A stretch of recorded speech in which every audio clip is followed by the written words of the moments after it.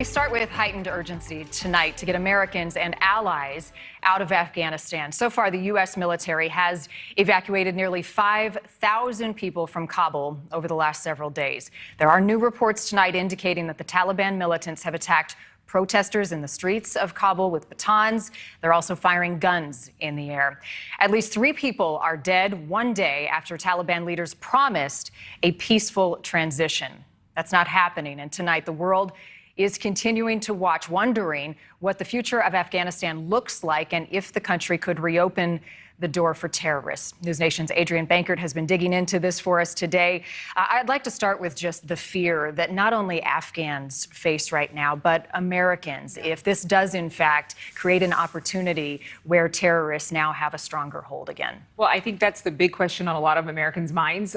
The chairman of the Joint Chiefs of Staff says, yes, there is a concern about a rise in terrorism directed to the United States because of what's happening with the Taliban being in charge now in governance in Afghanistan. And this is the top military official of the United States. This is the man who advises the president militarily. The CIA director actually back in April had said that with the U.S. troops pulling out of Afghanistan, that we would actually be limited in terms of the kind of intelligence that we could gather from the region. But there is some assurance. We've talked to people anonymously. We have heard from officials inside who do not want to give their names, who are saying that there is a chance that the U.S. is in a much better position than they were 20 years ago around the time of 9/11 to be able to counter any terrorist activity from the outside of the country, though there are some questions about just exactly how strategically placed the U.S. could be being so far away.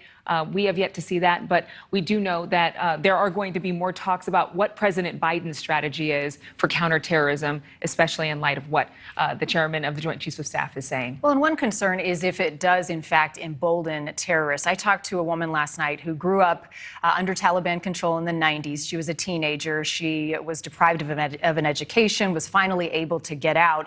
But her concern is what happens to other terrorist organizations? What are we seeing tonight? What are we hearing in terms of the fact that they have been able to reestablish? What the woman you spoke to said is a lot of what we're hearing from other Afghanis, those who have fled the country already, settling in New Delhi, for example, or the United States here, because we are receiving thousands of refugees. That's something that the Biden administration is making sure of. They're trying to get thousands of people out on C-17s. But again, we've heard about restrictions there at the international airport in Kabul. But we've seen these images that are really hard to erase of people running for their lives, afraid of this Taliban, thinking that this is the same Taliban as before, even though we've been reporting here on NewsNation that the Taliban, their spokespeople, are saying, yes, we are a more respectable Taliban, and we will not be the same way that we've been before. But many are questioning whether they can keep those kinds of promises.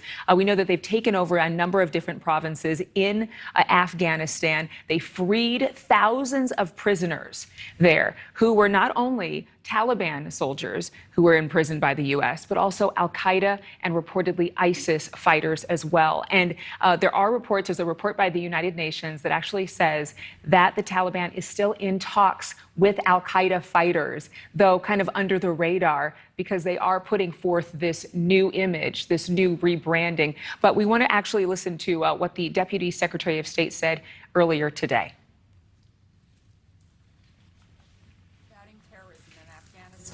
And will not tolerate a government that allows Afghanistan to once again become a safe haven for terrorists. As President Biden said, the United States will maintain a laser focus on our counterterrorism mission in Afghanistan and in other parts of the world. Now, we know that in 2020, the Trump administration reached a peace deal with the Taliban, saying, yes, we'll remove U.S. soldiers under the conditions that you do not allow terror organizations to operate in Afghanistan. That means al-Qaeda, that means ISIS, that means any terror organization.